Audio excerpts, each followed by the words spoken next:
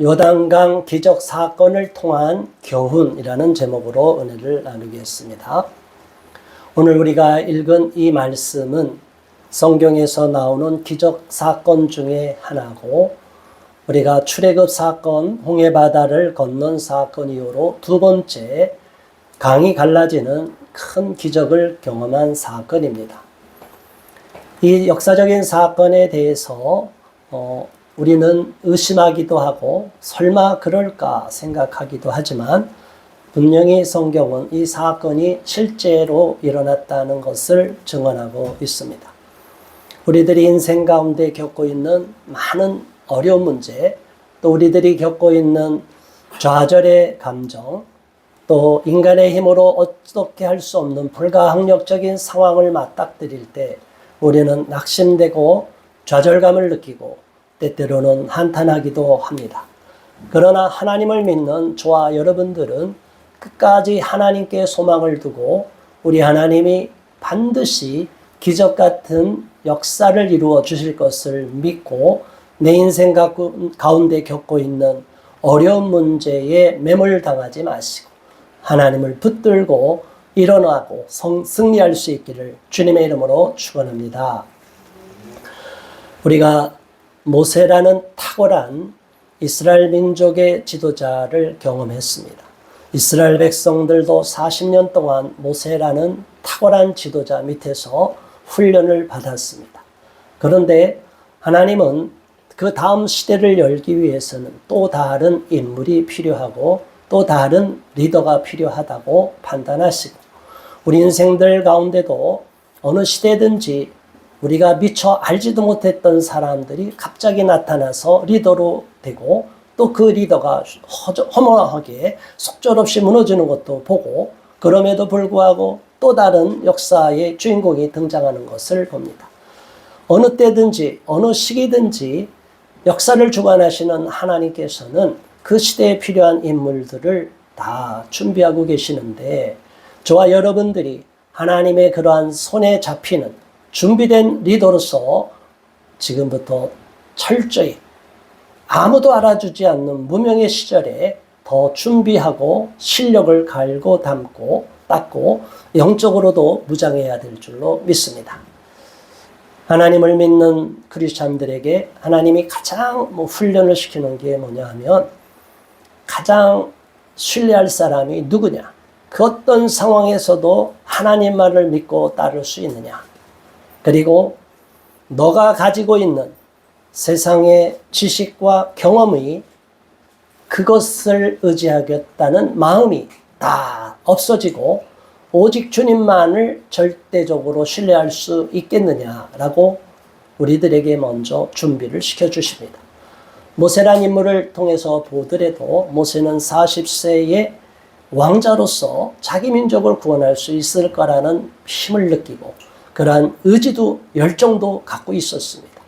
그럼에도 불구하고 하나님은 모세가 오히려 애국 군인을 죽인 그 범죄 사건이 들통나게 하고 두려움을 느껴서 도망하게 만듭니다. 무명의 세월을 보내는 것입니다. 광야로 가서 모세는 자기 인생이 얼마만큼 이렇게 무명한 자의 지위로 낮아질 줄을 모르고 일단 광야로 피신하게 됩니다. 저와 여러분들도 잘 나갔다가 무너지는 사람도 있고, 아니면 아직까지도 빛을 보지 못하고 무명한 상태에서 오랜 세월 동안 사람들이 알아주지도 않는 힘이 없는 상태에서 세월을 흘려보내는 것 같은 한탄함을 느낄 때가 있을 겁니다. 그러나 하나님은 결코 그 시간을 헛되이 사용하지 않으시고, 하나님이 정한 때까지 저와 여러분들이 준비되기를 바라는 것입니다. 그런데 모세란 사람이 얼마나 의지가 강했는지, 모세는 자그마치 10년도 아니고 20년도 아니고 40년이란 세월을 준비를 시켰어요. 하나님이 준비하는 것은 뭡니까? 앞으로 쓰임을 받을 때 엄청난 어마어마한 시련과 난관에 봉착할 것입니다. 그럴지라도 그 순간에 하나님께 무릎 꿇을 수 있느냐, 그것을 준비시키는 거예요. 모세에게 남아있던 인간적인 의지, 체력, 젊음, 모든 것이 아직까지 나는 몇 살까지만 기다리면 나는 힘이 있을 거야. 힘이 있을 거야 하는데 하나님은 그 모든 힘을 다 빼버립니다. 모세가 갖고 있었던 애굽에서 왕자로서 받은 교육을 다 삭제시켜버립니다. 아무것도 남지 않게 만들어요. 그래서 하나님이 모세를 부를 때 모세는 두려움에 떨었고 나는 일개 목동에 불과합니다 라고 자기의 신분을 완전히 목동으로 낮추게 됩니다. 정말 모세는 아무 희망이 없어진 거예요. 그나마 본인의 나이가 아직 좀 젊었다면 70이 되었다면 60 정도 됐다면 힘이 있을 텐데 하나님은 모세로 하여금 아예 나이를 먹게 해서 80세라는 나이까지 먹게 했습니다.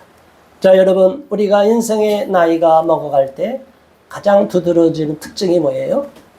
여러분들은, 우리 청년들은, 젊은 사람들은 이해하지 못할 거예요. 왜 저 어르신들이 저럴까? 밥 먹다가 밥을 흘립니다. 갑자기 생각지도 못하게 자기는 밥을 씹는데, 씹는 건 예전과 똑같이 씹는데 밥알이 떨어지는 것을 느껴요. 그 얘기가 뭐예요? 우리도 모르는 사이에 우리의 이 아구, 힘, 모든 것들이 점점 힘이 떨어졌다는 거예요. 깜빡깜빡 잊게 되고 했던 일도 또 하게 되고 자기도 모르게 실수를 자꾸 반복하게 됩니다.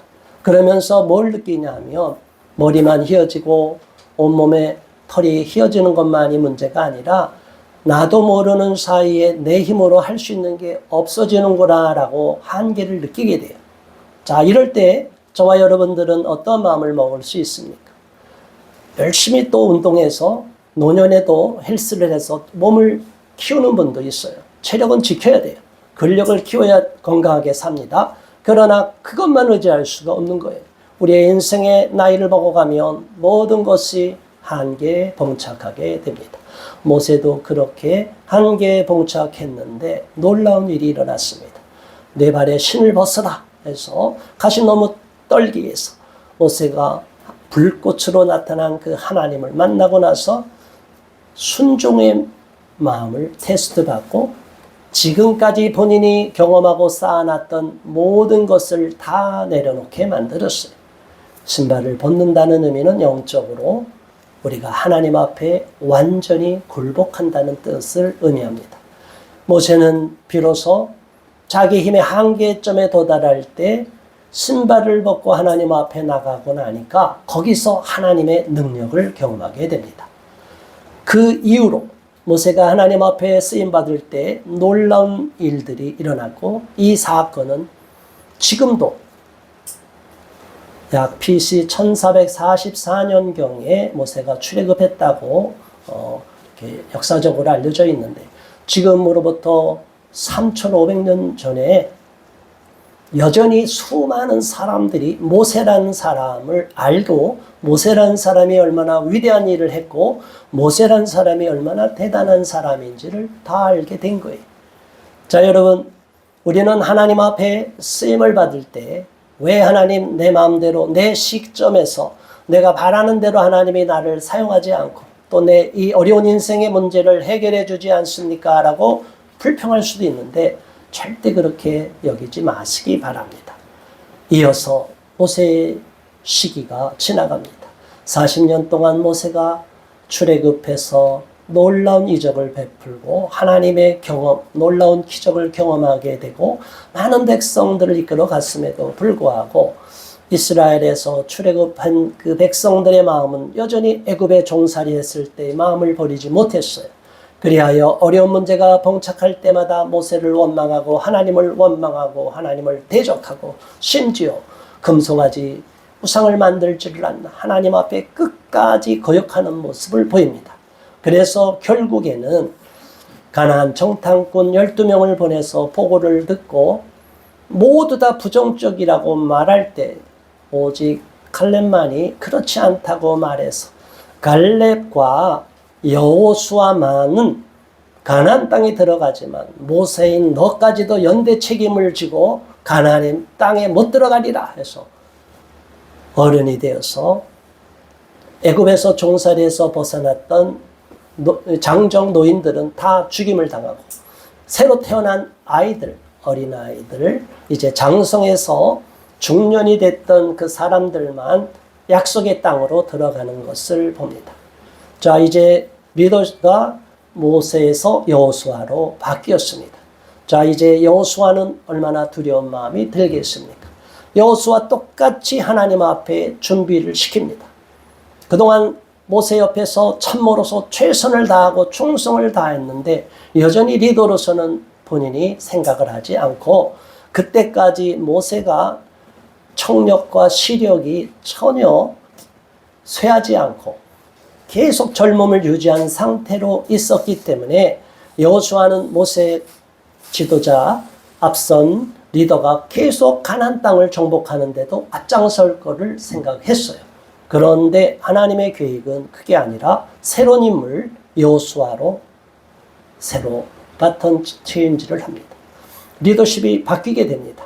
자, 이런 상황에서 앞서서 이스라엘 백성들이 출애굽한 이후로 열심히 이제 준비하고 마음을 정돈시키고 나서 이제 가장 난공불락이라고 하는 여리고성을 함락하러 가나안 땅으로 진격하려 가는 장면입니다. 자, 여러분, 오늘과 같은 이러한 상황에서 저와 여러분이 하나님이 저와 여러분에게 약속을 주셨는데 그 약속을 현실로 이루기까지 하나님이 어떠한 준비를 시키고 또 저와 여러분에게 어떤 것을 요구하는지 오늘 본문을 통하여 함께 은혜를 나누기를 바랍니다. 1절의 말씀 함께 다시 봉독합니다. 또 여호수아가 아침에 일찍이 일어나서 그와 모든 이스라엘 자손들과 더불어 시팀에서 떠나 요단에 이르러 건너가기 전에 거기서 유숙하니라. 아멘. 자, 시팀이란 장소에서 요단강 동편 약 12km 떨어진 지역에서 이제 전열을 가다듬고 가나안 땅으로 들어가기 전에 요단강까지 나아가게 되는 모습을 봅니다. 자, 그런데 요단강에서 도착을 했는데 12km 정도가 되면 그 수백만 명의 군인들, 약 200만이 넘는 그러한 모든 이스라엘 백성들이 가축과 함께 간다고 해도 금방 갈 수 있는 거리예요. 먼 거리는 아니에요. 그런데 하나님께서는 그곳에 먼저 유숙하게 만듭니다. 조금 떨어진 자리, 요단강에 임박한 자리가 아니라 요단강 쪽으로 가까이 가서 요단강이 보이는 곳에 가서 멈추고 거기서 유숙하게 됩니다. 얼마를 유숙합니까? 2절에 보니까 사흘 후에 관리들이 진중으로 두루다니며 그랬어요. 사흘 동안 준비를 시키는 거예요. 하나님께서 저와 여러분들에게 어떤 일을 맡길 때도 마찬가지입니다. 임박한 그 모든 일이 현실로 이루어지는 과정, 큰 사건을 앞두고도 우리들은 급한 마음으로 나가기가 쉬운데 하나님은 절대로 우리를 급하게 몰아가지 않습니다. 저도 때때로는 여러 가지 일을, 급한 일을 만나다 보면 서두르게 돼서 또 실수하기도 하는데 하나님은 절대로 서두르지 않으시고 단계별로 찬찬히 발걸음을 이끌어 가시는 것을 봅니다. 3절에 이어서 백성에게 명령하여 이르되 너희는 레위 사람 제사장들이 너희 하나님 여호와의 언약궤 매는 것을 보거든 너희가 있는 곳을 떠나 그 뒤를 따르라 그랬어요. 하나님이 먼저 군대 장수들 12지파에서 한 사람씩 뽑아서 너희가 앞서 나가라 이렇게 얘기하지 않고 누구를 앞세웠다고요? 제사장들을 앞세웠어요. 이게 바로 하나님을 믿는 군대, 이스라엘 사람들이 일반 이방 민족, 그 당시의 백성, 오늘도 마찬가지예요. 크리스찬들이 하나님을 믿지 않는 사람과 차이가 나는 지점이 바로 여기에 있습니다. 큰 일을 앞두고 먼저 영적인 것을 우선시해야 된다는 것을 말하는 겁니다. 먼저 그의 나라와 의를 앞세우라는 것입니다. 먼저 하나님의 제사장들을 앞세우고 그들이 언약궤를 메고 앞장서게 만들었습니다. 하나님이 그 귀한 법궤가 담겨있는 십계명 돌판 담겨있고 그리고 아론의 쌍난 지팡이가 담겨있고 만나 돌 항아리가 담겨있는 이 언약궤, 법궤가 앞장서서 이스라엘 백성들 앞을 향하게 합니다. 저와 여러분도 하나님의 일을 하고 싶으면, 정말 하나님 앞에 큰 일을 감당하기를 원하면 이렇게 먼저 하나님께 우선순위를 두고 하나님이 앞서 이끌어 가시고 인도해 달라고 기도해야 될 줄 믿습니다. 우리 인생 가운데 겪는 여러 가지 일들, 어려운 난관들이 있다 할지라도 우리 인간이 최대한 경험과 지식을 모아서, 지혜를 모아서 열심히 최선을 다하지만 최종적으로는 하나님이 해결해 주시지 않고서는 우리 인간들의 문제들이 해결이 다 될 수가 없다는 것을 겸허히 인정하는 것이 진정한 크리스찬의 자세가 되는 것을 믿으시기 바랍니다. 그런데 하나님이 또 이어서 말씀하시는데 규칙을 정하시는 거예요. 4절의 말씀. 그러나 너희와 그 사이 거리가 2000규빗쯤 되게 하고 그것에 가까이 하지는 말라. 그리하면 너희가 행할 길을 알리니 너희가 이전에 이 길을 지나보지 못하였음이니라 하니라. 아멘. 전혀 모르는 길, 낯선 길, 처음 가는 길을 갈 때 우리가 두려움에 빠질 수 있고 함정에 빠질 수도 있어요. 그 길을 하나님이 먼저 이끌어 주시기 위해서, 우리가 실수하지 않도록 하기 위해서 모르는 길을 먼저 가게 하고 그것을 실수하지 않도록 하기 위해서 제사장들, 언약궤를 맨 제사장들을 앞세웠는데 군중들이, 너무나 많은 군중들이 뒤에 있는데 우르르 몰려가면 어디로 가야 될지 길을 잃을 수 있기 때문에 거리를 두라는 거예요. 얼마 정도 거리를 두라고 그랬어요? 2000규빗이라고 그랬습니다. 규빗은 성경의 도량형 단위로 보면 이 팔꿈치로부터 손가락 끝까지 거리, 또 여러 가지 시대별로도 국가별로도 다 이렇게 그 당시에 그 도량형 크기가 다르지만 대략 45cm에서 50cm의 거리를 말하고 있어요. 길이를. 그러면 2000규빗이니까 900m에서 길으면 1km 정도. 여러분, 앞서서 사람들한테 파묻히면 가까이 있는 사람은 안 보이는데 멀찍이 약 900m에서 1km 떨어져서 법궤를 메고 제사장들이 나가면 사람들이 볼 수 있을까요? 없을까요? 다 보게 됩니다. 보고 다 어린아이부터 어른까지 다 볼 수 있도록 거리를 이격해서 두고 앞장서서 법궤를 맨 제사장들이 나가는 것을 볼 때 이스라엘 백성들은 어떤 마음이 들었겠습니까? 야, 하나님이 우리를 앞서 이끌어 가신다 라는 생각을 또 했을 거예요. 지금까지도 하나님이 이끌어 주셨지만, 구름기둥, 불기둥으로 인도해 주셨지만 이스라엘 백성들은 그 구름기둥과 불기둥으로 인도함을 받았음에도 불구하고 하나님을 원망하고 불평했던 사람들이 많았어요. 그러나 또다시 하나님은 가나안 땅을 정복하러 가는 이 절체절명의 중요한 순간에 앞서서 법궤를 맨, 언약궤를 맨 제사장들이 약 2000규빗 떨어져서 앞서게 만드셨습니다. 그리고 여호수아가 백성에게 이렇게 이릅니다. 5절. 너희는 자신을 성결하게 하라. 여호와께서 내일 너희 가운데에 기이한 일들을 행하시리라. 6절. 여호수아가 또 제사장들에게 말하여 이르되 언약궤를 메고 백성에 앞서 건너라 하매 곧 언약궤를 메고 백성에 앞서 나아가니라. 아멘. 자, 군중들에게, 많은 무리들한테는 먼저 준비를 시키는 거예요. 성결하게 하라는 거예요. 이때 성결하는 의식이 길게 나타나지 않기 때문에 간단하게 마음을 준비시키는 것을 먼저 생각했던 것 같아요. 영적으로, 마음적으로 준비를 시키는 겁니다. 모든 것을 깨끗하게 하면, 이스라엘 백성들은 의복을 씻고 빨고 뭐 여러 가지 절차가 있는데 그런 내용은 여기 상세하게 나오지 않는 것으로 봐서 마음을 정돈시키고 성결한 마음을 갖고 하나님을 중심으로 기도하면서 하룻밤을 더 묵고 준비해라. 이제 출정의 날이 다가왔다.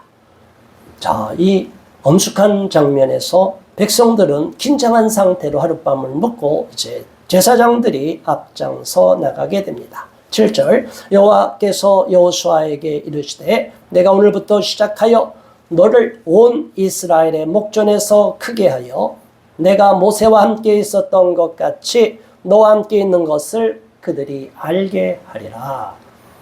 하나님이 이런 약속을 주시면 얼마나 감사한 거예요. 저와 여러분들이 세상에서 인정을 받는 것이 없다 할지라도 하나님으로부터 이렇게 확증을 받게 되면 세상 그 어떤 사람 앞에 가서도 담대하게 되는 거예요. 두려움이 없어지는 거예요. 세상이 뭐라고 나를 바라볼지라도 거기에 흔들리지 않게 됩니다. 하나님이 나를 확정하여 인정해 주셨다면 그보다 더 자신 있고 그보다 더 기쁜 일이 어디 있겠습니까? 저와 여러분들은 이렇게 하나님으로부터 확정을 받는, 여호수아처럼 확정을 받는, 인정을 받는 주님의 자녀들이 되기를 예수님 이름으로 축복합니다. 자, 8절에 너는 언약궤를 맨 제사장들에게 명령하여 이르기를 요단강 물가에까지 이르거든 거기서 어떻게 하라 그랬어요? 요단에 들어서라 하라. 자, 이게 또 한번 중요한 사건이에요. 많은 사람들이 하나님의 기적적인 사건을 경험하기를 원하고 인생 가운데 하나님의 기적을 경험하기를 바라요. 저도 또한 그렇습니다. 그런데 많은 사람들은 하나님께 응답을 받았다고 하면서도 현재 자리에 머물려고만 해요. 그리고 눈앞에 보이는 상황을 보고 자기가 또 이성으로 판단합니다. 아, 이거는 내가 보기에는 아직은 뭐 이렇게 자꾸 자기의 지식 경험을 의지해서 하나님이 분명히 메시지를 줬음에도 불구하고 머뭇거리게 되는 경우가 많아요. 자, 이 요단강에 이르렀을 때는 그 요단강이 물이 가뭄이 들고 그럴 때는 적게 흐르지만 이 몸에 거둘 때는 엄청나게 물이 불어서 사람이 건널 수 없는, 우리가 장마 때에 보면 계곡물도 쉽게 못 건너는 것을 봅니다. 얼마나 그 물이 가득 찼겠어요. 이 장엄한 광경 앞에서, 한강 앞에서 우리가 한강을 건너라 그러면 건널 수가 없잖아요. 이게 인간적으로 불가능한 상황인데도 불구하고 이스라엘 하나님은 이 제사장들 하여금 물가에 가면 구경하고 서 있지 말고 어떻게 하라고요? 물 속으로 들어가라. 하나님이 저와 여러분을 문제 속으로 들어가라 하면 아멘으로 순종해야 될 줄 믿습니다.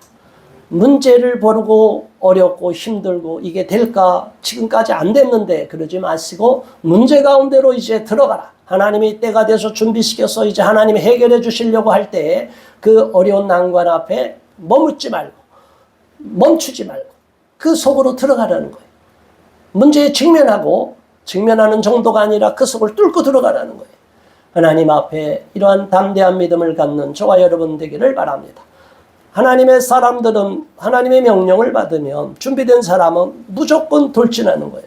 멈추라면 멈추는 거예요. 내 생각 판단에 우선하지 않고 하나님의 명령에만 따르는 거예요. 지휘관이 군대에서 가라 하면 가고 돌격 앞으로, 그러나 퇴각 후퇴하면 군인들이 훈련되고 조직된 군인들은 그 명령을 일사불란하게 따릅니다. 그래서 때때로는 몰살당할 것을 피하게 되고 때때로는 적이 방심하고 있는 틈에 급습해서 오히려 유리한 고지를 탈환하게 되는 것을 봅니다. 하나님은 저와 여러분들에게 하나님의 자녀로 준비되고 훈련을 받다가 이제 우리 인생 가운데 문제 헤매고 아직까지 해결되지 않는 문제 앞에서 낙심하고 좌절되어 있을 수도 있지만 이제 상황이 되고 해결할 때가 됐다, 하나님의 때가 임하면, 카이로스의 시간이 임하면 이제 하나님이 우리에게 담대하게 요단에 들어가도록 만듭니다. 결국에는 이스라엘 백성들은 법궤를 맨 제사장들이 앞장서서 요단강으로 들어가는 것을 보고 두려운 마음으로 긴장의 눈으로 보다가 기적을 보게 되는 거예요. 주의 언약궤가 너희 앞에서 요단을 건너가나니 12절 이제 이스라엘 지파 중에서 각 지파에 한 사람씩 12명을 택하라.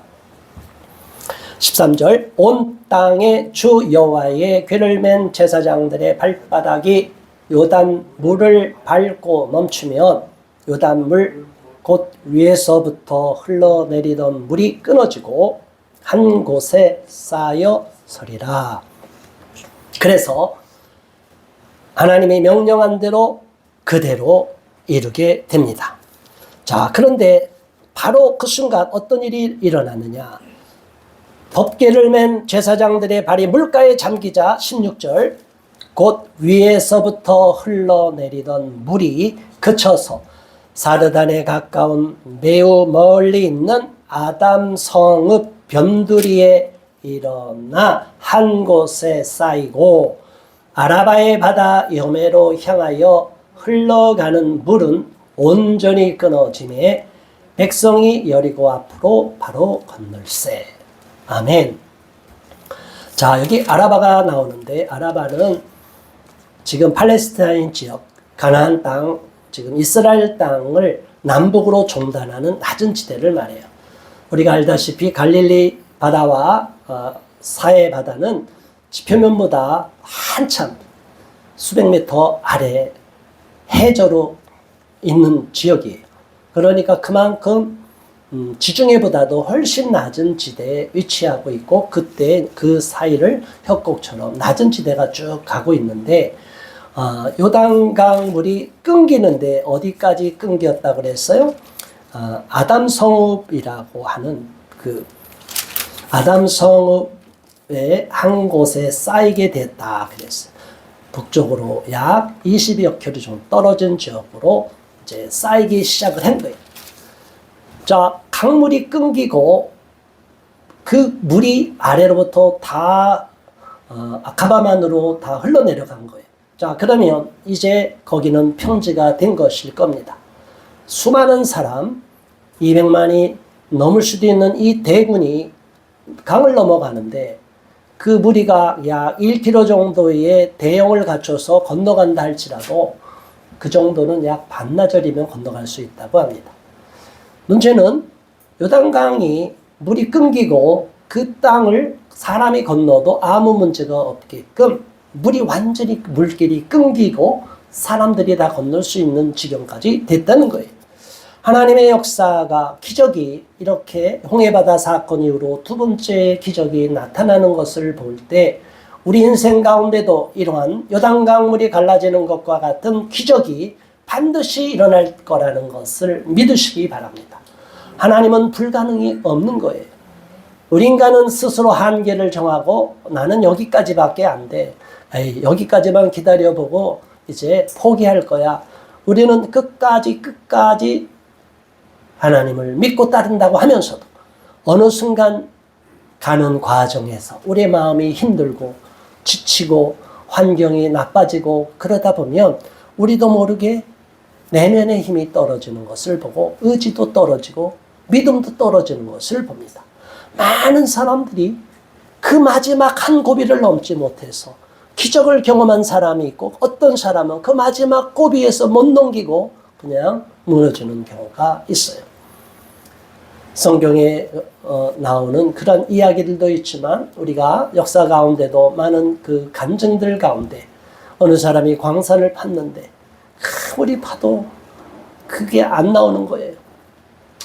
너무나 한계가 느낀 거예요. 이제는 포기해야지. 그래서 어느 사람은 털고 나갔어요.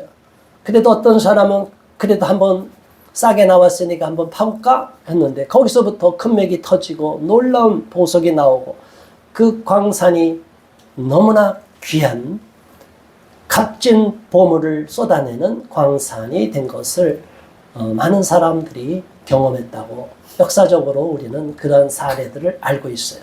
자, 우리 인생 가운데 그 마지막 한 고비를 넘지 못해서 우리가 거기서 무너지느냐 아니면 하나님을 믿고 따르고 신뢰하면서 끝까지 하나님께 의지하고 하나님께 기도하면서 나갈 수 있느냐를 분간할 수 있기를 바랍니다. 하나님은 때때로 우리로 하여금 안 된다 하면은 계속 멈추게 하고 돌아서라고 요구할 때가 있어요. 그러나 하나님이 아직까지 저와 여러분에게 포기하고 손을 놓으라고 하지 않았다면 계속 전진하고 또 전진하고 하나님의 기적이 나타날 때까지 인내했다가 마침내 하나님이 주시는 놀라운 기적을 경험하는 주인공들이 될 수 있기를 바랍니다. 그 하나님의 때까지 인내하고 기다릴 수 있는 것은 우리 인간의 힘으로 불가능합니다. 하나님을 믿고 끝까지 신뢰하는 믿음이 있어야 되고 하나님 앞에 완전히 내 삶이 드려져야만이 가능한 일이에요. 사람은 아무리 노력하고 아무리 의지가 강한다 할지라도 계속되는 좌절, 실패를 경험하면 결국에는 낙심이 되고 무너지게 되고 결국에는 포기할 수밖에 없습니다. 그러나 하나님을 믿고 따르는 자에게는 이러한 기적을 경험하게 하시고 끝까지 인내하고 신뢰하는 자에게는 인생 가운데 역전의 드라마를 펼치게 하시는 줄 믿으시기 바랍니다. 어떤 인생이든지 하나님 앞에 실패한 인생은 없어요. 하나님을 놓아버리고 하나님을 버리고 나는 이제 내 길로 가겠다 하는 사람은 포기한 인생이 되고 실패한 인생이 돼요. 그러나 어떤 상황에서도 하나님의 말씀을 받고 응답을 받고 언약을 받았다면 끝까지 믿음으로 달려갈 수 있기를 바라고 그 믿음의 열매를 거둘 수 있게 되기를 바랍니다. 마지막 17절을 봉독합니다. 여호와의 언약궤를 맨 제사장들은 요단 가운데 마른 땅에 굳게 섰고 그 모든 백성이 요단을 건너기를 마칠 때까지 모든 이스라엘은 그 마른 땅으로 건너갔더라. 아멘. 이스라엘 백성들이 물이 끊긴 요단강을 건너는 장면 계속 가는 거예요. 사람들은 건너가는 거예요. 소도 건너가는 거예요. 말도 건너가고 양도 건너가는 거예요. 계속 건너갑니다. 건너갈 때 마지막 그 순간까지 법궤를 맨 제사장들은 요단강 마른 땅에 굳게 서 있었습니다. 하나님은 우리가 기적을 완수하는 그 순간 마지막 때까지 우리를 지켜주시고 이끌어주시는 분임을 믿으시기 바랍니다. 그 많은 백성들이 요단강을 다 건너기를 마칠 때까지 하나님의 법궤, 언약궤를 맨 이 백성들의 영적인 리더인 제사장들이 그 자리를 사수하니까 하나님의 기적이 나타난 것입니다. 저는 이 17절의 말씀을 통하여 도전을 받습니다. 이 시대에 하나님의 종으로 부름을 받은 제가 어떤 일에 있어서 제가 사명을 받은 일이 있다면 그 사명을 완수하기까지 저는 맨 앞에서 우리 모든 일이 이루어지기까지 제가 마른 땅에 굳게 서 있듯이 순교의 마음으로 죽을 때까지 목숨을 내던지면서까지 저는 그 사명을 완수하기까지 그 자리를 사수해야 되겠다라는 마음을 먹게 됩니다. 영적인 리더들은 비겁하면 안 돼요. 우리나라 군인들은 돌격 앞으로 해갖고 병사들을 앞세우는데 이스라엘 나라는 그렇지 않고 장수가 앞장섭니다. 지금 이스라엘 군인들도 리더들이 지휘관들이 앞장서서 전쟁에 나서게 된다고 합니다. 저와 여러분들이 영적인 리더로 부름을 받았다면 하나님 앞에서 준비된 자로서 앞장서고 총탄을 두려워하지 말고 어떤 불이익과 핍박을 두려워하지 말고 앞장서시고 그리고 그 일이 완수하기까지 많은 따르는 뒤에 무리들이 안전함을 확보할 때까지 그 자리에서 위험을 감수하고 그 자리를 사수해야 될 줄 믿습니다.